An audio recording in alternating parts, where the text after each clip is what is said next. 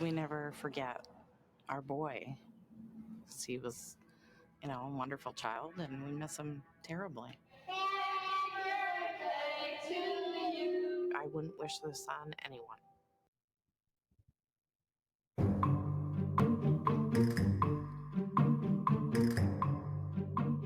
Hello. Welcome to another episode of What Were They Thinking? True Crime Podcast. I'm your host, Phillip Tomasso. Hello, and welcome back to What Were They Thinking? True Crime Podcast with me, your host, Phillip Tomasso. This is episode number 7. I think the podcast is moving along swimmingly. I'm getting a lot of messages from people who are enjoying the broadcast. Today is Monday, April 3rd, 2023. And on episode 7, we're going to be talking about a nightmare in the Southern Tier, the murder of Derrick Robie. Today's episode, we are reviewing some horrific material. And it may be sensitive or triggering. Hate to use that word, but triggering to some people because of some of the graphic images that are going to be depicted in this episode. Worse, we're going to be talking about the eventual parole of the murderer. So, as a little background, and you'll see I kind of cover this each time the show seems to air. I was born and raised in Rochester, New York, Monroe County. And if I drove south along Interstate 390 in just over an hour, roughly 94 miles, I'd find myself in Steuben County, in Bath, New York, in the small village of Savona. I can tell you the summer of 1993 is the time when I can pinpoint my own personal realization evil existed in this world. At the time, I was married for about 11 months, recently moved into our first home. My then wife and I were expecting our first child any day. Our son would be born on August 9th, just 6 days after the tragedy that befell the village of Savona. Named after a seaport and commune in northern Italy, the village in New York, home to roughly 700 residents, is a whopping 1 square mile along the Cohocton River and the confluence of Mud Creek. And it was a mild summer day on Monday, August 2nd, 1993. The temperature sat around 75 degrees. The wind was calm, if there was any breeze at all. And although the sky was mostly overcast and cloudy, by late morning, early afternoon, Savona would experience an unscheduled rainstorm. In a community where everyone knew each other and people did not lock house doors at night, Savona was in for a most unexpected shock. No one could have predicted the twisted murder about to upset and forever stain the small southern tier village. 4-year-old Derrick Robie was enrolled in a summer recreational program. Derrick lived with his mother, Doreen, his father, Dale, and his 18-month-old little brother, Dalton. On that Monday morning, August 2nd, Dalton was fussier than usual. Normally, Doreen walked Derrick down the driveway and watched as he walked to the park. The park was only about 100 yards away from Derrick's house. Close to turning 5 years old, Derrick assured his mother everything was okay and that he could walk to the park all by himself. The park was at the end of a dead-end street. There were no streets that needed to be crossed, and it was basically a 1-block distance he needed to cover. So it wasn't a long walk away from his house. Doreen told one interviewer it was the first time she ever let him walk anywhere alone. So Derrick left for the park carrying a packed lunch, and I would presume he waved goodbye to both his mother and his little brother. But as if an ominous omen, 18-month-old Dalton cried as his brother walked along on his way to the park. There's no way Doreen could have known that when Derrick had given her a kiss and said, "I love you," before he left, that it would be the last time she saw her son alive. Mid-morning, When the cloudy skies gave way to rain clouds, an unexpected storm arrived, and Doreen drove the short distance on McCoy Street to the park in order to pick Derrick up from his summer recreational program. As Doreen watched the soaking wet children sprint to their parents' cars, she waited until all that was left was an empty park field. She couldn't help but wonder, where's my son? Perplexed, Doreen asked one of the park counselors, where was Derrick? Panic filled her body when she was told no one had seen Derrick at all that morning. As the news of this spread about a missing child, locals whispered concern. Remember, 700 people living in this village. Residents of the tight knit community were almost certain a stranger had diverted off Route 17, which was a 4-lane highway, and must have pulled over and coaxed the 4-year-old into their vehicle. Although it took less than 6 hours for Doreen's question to be answered, where was her son? It must have felt like a lifetime for the Robies. Their son was missing. Unfortunately, Derrick's little body had been found on a bed of leaves under a hawthorn tree in a small clearing not far from the Robbie house and the park where the summer recreational program was held. Derrick's little body had been discovered just 100 yards away from his own front door and yards away from the park where he had been headed that morning. All around the tiny body, one that appeared as if asleep, as if he couldn't actually be dead, were baseball-sized rocks from an old farm fence. More details leaked to the public about what police had found that evening. Included was a smashed up banana that had been part of the 4-year-old's lunch for the day. It wasn't long before the whispers in town started up again, if they had ever stopped. Residents of Savona began picking out single men and odd persons who might most likely be responsible for the death of Derrick Robie. Doreen said during an interview with Dan Rather that her son Derrick was the unofficial mayor of Savona. He sat on the street corner on his bicycle and he waved at cars passing by. Doreen ensured everyone remembers him doing this. Due to the proximity of a major highway and the place where Derrick's body was found, a major manhunt was immediately launched. A day after the murder, Eric Smith, a 13-year-old boy, entered the police command center offering his help in finding Derrick's killer. He indicated he had passed Derrick on the sidewalk on Derrick's way to the park on that morning. John Hitch was the investigator now working the Smith case. Hitch had no idea the 13-year-old sitting across from him was actually the murderer. The police took a statement. Eric Smith knew plenty of details.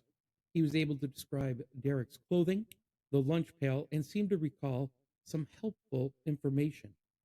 In a village where safety was now an illusion, doors now locked at night, parents bought whistles for their children, as well as just simply didn't let kids out of their sight. 2 days after the funeral for Derrick, a funeral where the 4-year-old was buried in his baseball uniform, law enforcement had Eric Smith take them out and physically show them where he was and everything he had seen. Police soon realized the amount of details Eric Smith recounted were too numerous for the casual pass on the sidewalk. And then what Smith was able to say he saw from where Smith was positioned on the sidewalk, too far away from the trees between the park and the neighborhood. At times during the interviews, Eric Smith looked as if he enjoyed talking with police, and the word enjoy was used many times in several research documents I looked at. So he's sitting there talking with the police, liking it. At one point, though, during this questioning, when investigators asked Smith when he had last seen Derrick, Eric Smith raised two fists and, almost shaking them by his head, exploded with, "You think I killed him, don't you?" They took a break, and Eric Smith's father brought him a cup of Kool-Aid. Still wound up, Eric Smith threw the cup of Kool-Aid on the ground. Police knew the Kool-Aid was actually significant. The investigators weren't yet convinced Eric Smith was a cold-blooded killer. If anything, they thought perhaps Smith had witnessed the murder. It was possible Smith was traumatized by something he'd seen, which would explain his explosive reaction during questioning. After all, Eric Smith was barely a teenager and really just a child himself. This was on and around August 6th, just so we have kind of a timeline here. Marlene Heskell, a friend of the Smith family, launched her own little investigation into Derrick's murder. As small leaks from the official police investigation seeped out into the public, Heskell decided to test a theory. Heskell went to the store and bought ice cream, syrup, nuts, and bananas. She brought the items home and asked if anyone wanted sundaes. Naturally, everyone did. Eric Smith used the syrup and nuts but said he didn't like bananas. This made Heskell apprehensive, and she called a friend telling her, "Eric doesn't like bananas. I'm scared." It sounds like she's making a jump, but I don't think so. I think she knows the Smiths, and this was just something bothering her about him not liking bananas and a smushed banana being found. Remember, at the scene of the murder, the banana had been removed from Derrick's lunch. It was smashed and left by Derrick's body. So on August 8th, 1993, Eric Smith confessed to the brutal killing of 4-year-old Derrick Robie. Eric Smith's grandmother remembers her grandson saying, "I'm sorry, Mama, I killed that boy." And just like that, the media exploded with national news coverage, and then the small village of Savona was plunged deeper into their own horrific nightmare. As an eddy hideous crime, rumors and small details of the murder continued leaking out to the public. Charles Wood, one of the lead investigators, did confirm during a 48 hours interview that Smith lured Robie into the woods, indicating he knew a shortcut to the park. And within 10 minutes, Robie would be dead. Wood explained how Eric Smith strangled Derrick and then dug up one large and one smaller sized rock from the ground near an old rock fence, and he beat the body and skull of the 4-year-old with the rocks. The cause of death was determined to be blunt trauma to the head with contributing asphyxia. Smith also opened Derrick's lunch, mashed up the packed banana because he didn't like bananas, and then he poured red Kool-Aid from a drink container into and over the wounds on Derrick's body that he had made using the rocks. A lot of the town whispering resolved the idea that little Derrick Robie might have been sexually assaulted. Wood confirmed Eric Smith had used a stick to sodomize the 4-year-old victim. And after the killing was completed, it was as if Eric Smith didn't want the enjoyment he received from his acts to end. So he removed Derrick's left shoe and placed it by Derrick's right hand, and then the right shoe by the left hand. Savona residents were in shock. They saw state police lead a 13-year-old boy away in handcuffs. The village reverend, Neil Strong, stated at one point, "It was like a second death in our own family, like a second child had died at the hands of something we didn't understand." Eric Smith very closely resembled the trademark mascot of Mad Magazine, if anyone can remember that, Alfred E. Newman. He had the tousled red hair, freckles, odd glasses, protruding ears. I mean, he looked just like Alfred E. Newman. In school, Eric was oftentimes bullied because of his looks, and he became something of a loner. Residents in Savona recall seeing the child ride his bicycle up and down the village streets for hours all alone. Eric Smith's grandfather worried something must have happened to his grandson because he had trouble believing Eric Smith had committed the crimes to which he'd confessed.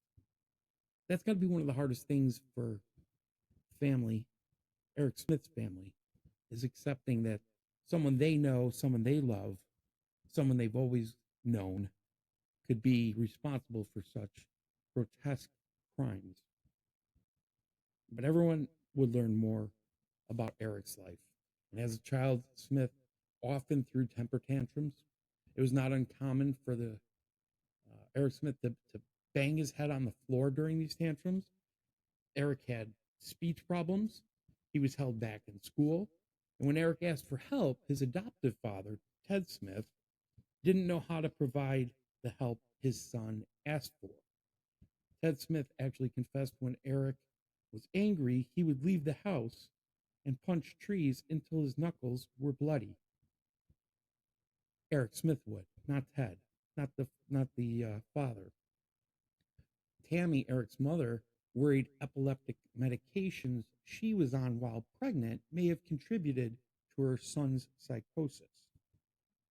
Tridione was the medication, and it's been known to cause birth defects. At least she thought. I did a little research, and it's not the greatest medication. But as more and more information about Eric Smith's past came to light, some of the public became sympathetic towards Eric Smith. They were almost painting the murderer as the victim. Poor Eric, what happened to him as a child?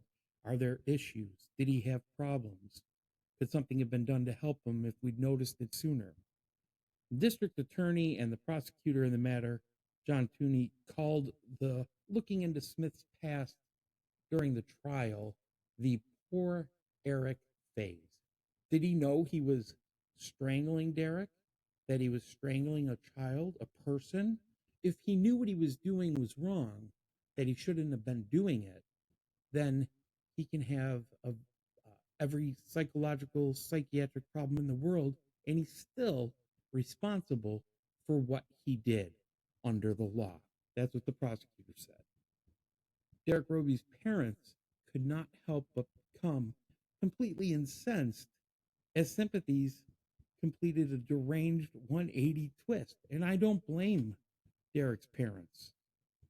Their son was the victim, not Eric Smith, just because Eric Smith was a teenager or a preteen. Their child was brutally killed. Eric confessed to the crime. How is Eric being considered a victim in all of this? Tooney did point out how Eric Smith knew exactly what he was doing. The boy admitted luring Derrick into the woods for the purpose of killing the 4-year-old and ensuring no one would see the murder as he committed the crime. Transcripts from a 1995 appeal filed with the 4th Department by Eric Smith and his then attorney Kevin Bradley state the factual background from the initial trial as follows. Be forewarned, the following is graphic and may be upsetting to some listeners, as it should be. According to the oral and written statements, the defendant gave to the police 1 week later. Defendant called out, "Hey kid," prompting Derrick to turn around, at which point defendant knew I wanted to take him someplace and hurt him. Defendant asked Derrick if he wanted to go to the recreation program by way of a shortcut, but Derrick said that he wasn't supposed to. The defendant repeatedly assured Derrick, "It's okay, I'm right here." Then he got off his bicycle and led Derrick through a wooded vacant lot adjacent to the park. As the boys reached a secluded area behind an overgrown hedgerow, the defendant put down his bicycle, let Derrick go ahead of him, and then reach around and choke Derrick's neck with his right arm. Derrick dropped his lunch bag and kicked his feet and swung his fists in an attempt to get away. The defendant started to release Derrick in order to readjust his grip and choke Derrick with his hands. But because Derrick began to gasp on some air, the defendant squeezed harder.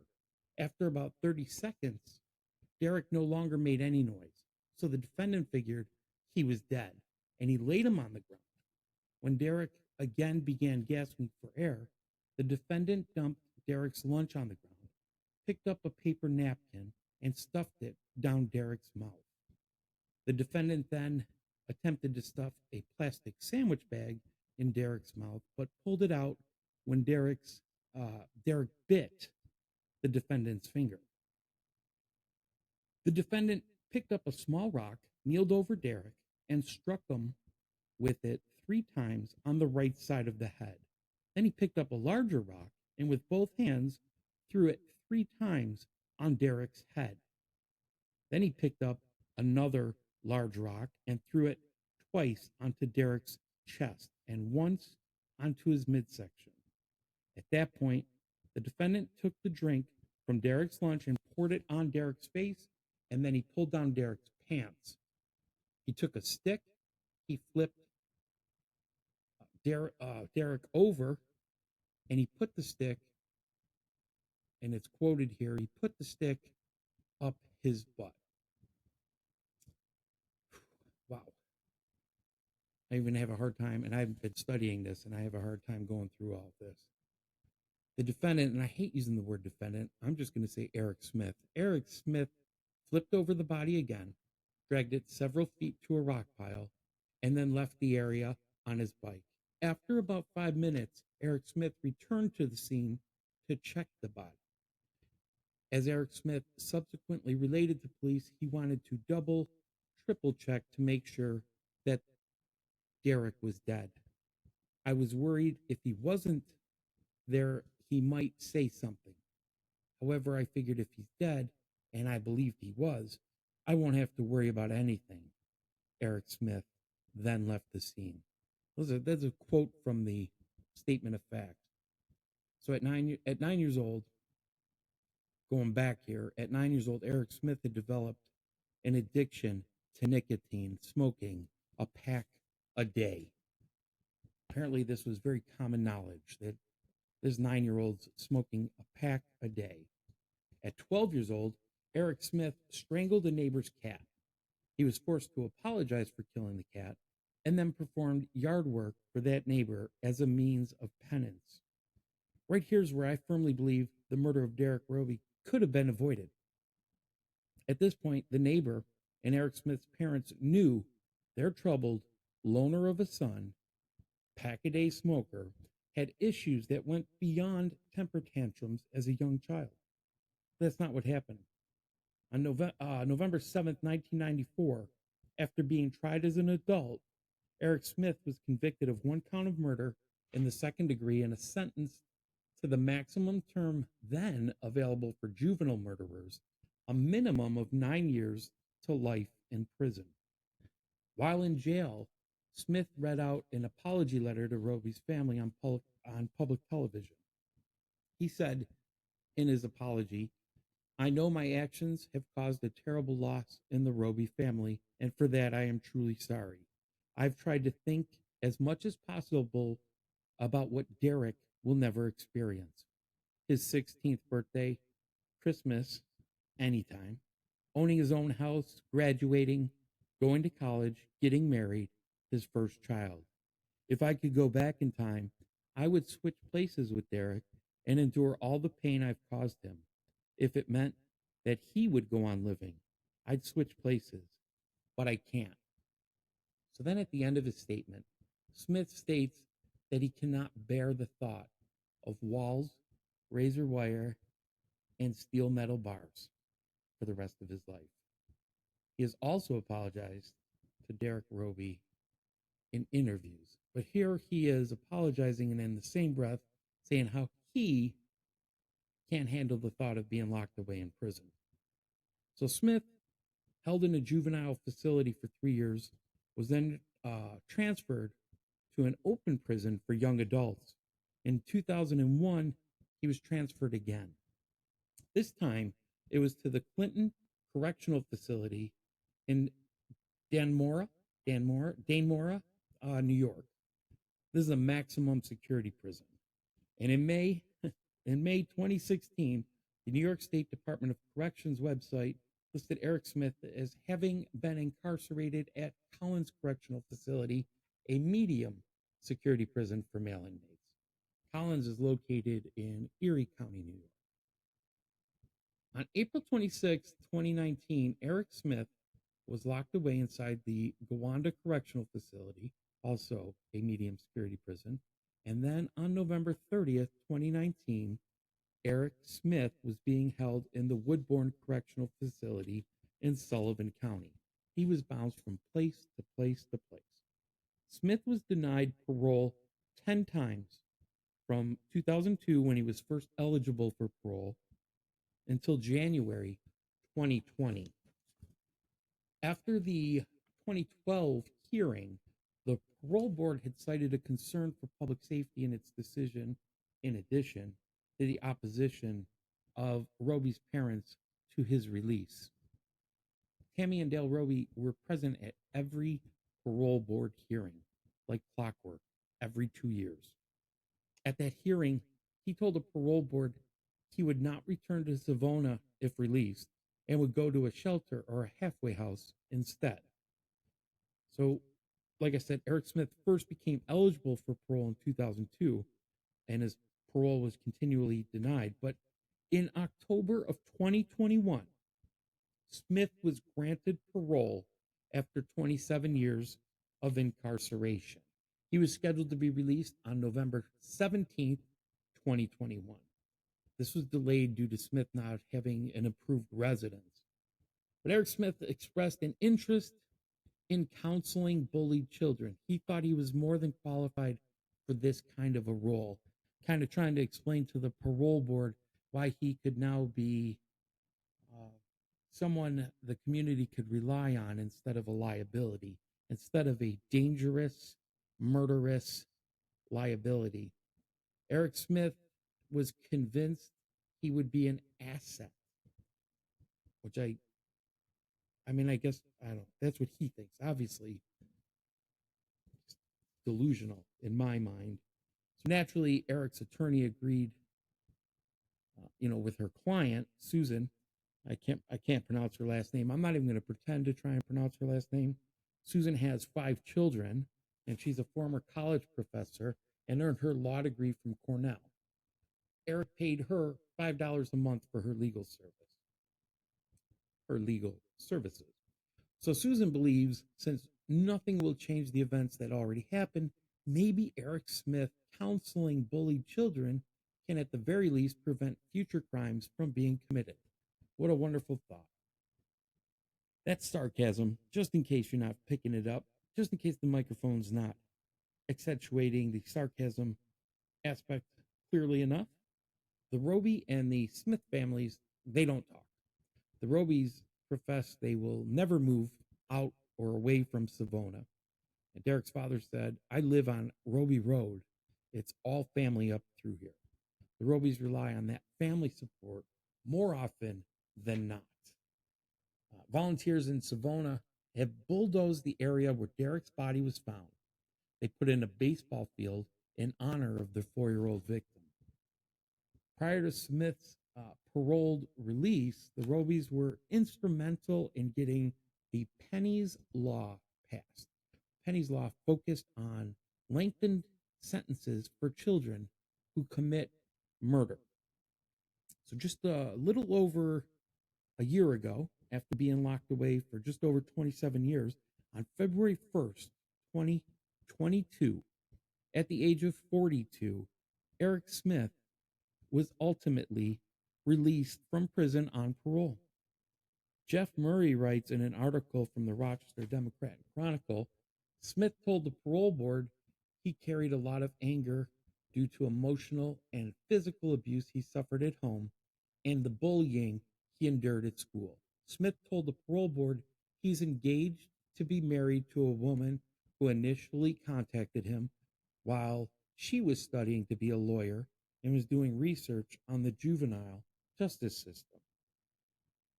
I can't even imagine what that woman must be like. He also said he has certificates in both carpentry fabrication, and electrical installation, and will probably look for work in one of those fields.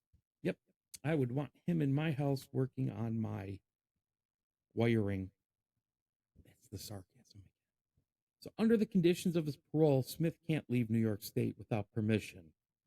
He's got to have regular contact with his parole officer, and he can't associate with others who are known to be engaged in illegal activity, among other restrictions. Dale and Doreen Robie opposed Smith's release every time he became eligible for parole. They also pushed for state legislation that would require violent felony offenders to wait 5 years instead of the current 2 years between parole hearings, so they and other victims of violent crimes wouldn't have to relive painful memories so frequently. The measure would alleviate the grief that families of victims have to go through every 2 years before the parole board. With current laws in place, families such as ours relive every 2 years the heartache of our loss. That's what Dale said at a news conference near the state capitol. Hopefully, this law is passed. Currently, it has not.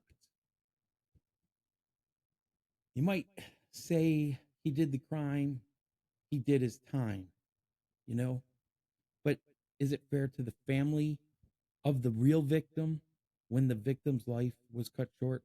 Robie was almost 5 years old. He had an entire life ahead of him, right? Parents who loved him, and a little brother, Dalton, who was bound to look up to him. All that was stolen from Derrick. And Eric Smith is married or engaged and free. This kind of thing makes me sick.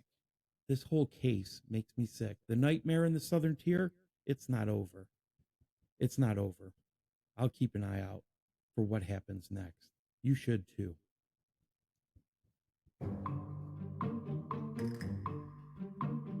Thank you for listening to What Were They Thinking True Crime Podcast.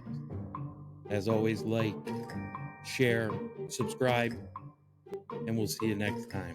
New episodes every Monday.